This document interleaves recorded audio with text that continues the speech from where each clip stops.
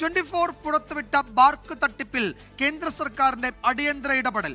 സംസ്ഥാന DGPയിൽ നിന്ന് വാർത്താവിതരണ പ്രക്ഷേപണ മന്ത്രാലയം റിപ്പോർട്ട് ആവശ്യപ്പെട്ടു. FIRൽ സ്വീകരിച്ച നടപടികൾ അറിയിക്കാനാണ് നിർദ്ദേശം.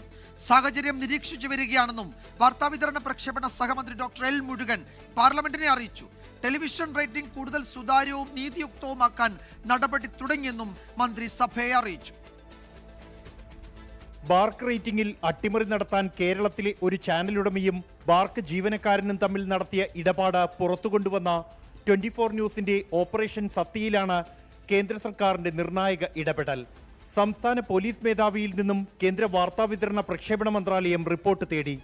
FIRൽ സ്വീകരിച്ച നടപടികളുടെ വിശദാംശങ്ങൾ ഉൾപ്പെടെ അറിയിക്കാനാണ് നിർദ്ദേശം. റേറ്റിംഗ് തട്ടിപ്പ് സംബന്ധിച്ച 24 വാർത്ത ശ്രദ്ധയിൽപ്പെട്ടതായി കേന്ദ്ര വാർത്താവിതരണ പ്രക്ഷേപണ മന്ത്രാലയം അറിയിച്ചു.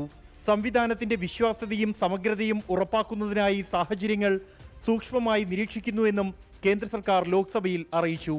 MP-മാരായ K. സുധാകരൻ, ഡീൻ കുര്യാക്കോസ് എന്നിവരുടെ ചോദ്യങ്ങൾക്ക് കേന്ദ്ര വാർത്താവിതരണ പ്രക്ഷേപണ സഹമന്ത്രി ഡോക്ടർ എൽ മുരുകൻ രേഖാമൂലം നൽകിയ മറുപടിയിലാണ് ഇക്കാര്യം വ്യക്തമാക്കിയത്. 24 ഡൽഹി. ലോകത്തെവിടെയായാലും ഏത് സമയത്തും 24 വാർത്തകളും ഓഗ്മെന്റഡ് റിയാലിറ്റി പാക്കേജുകളും എക്സ്പ്ലെയിനറുകളും വിശദമായി കാണാൻ ഞങ്ങളുടെ YouTube ചാനൽ നിങ്ങൾക്ക് സബ്സ്ക്രൈബ് ചെയ്യാം.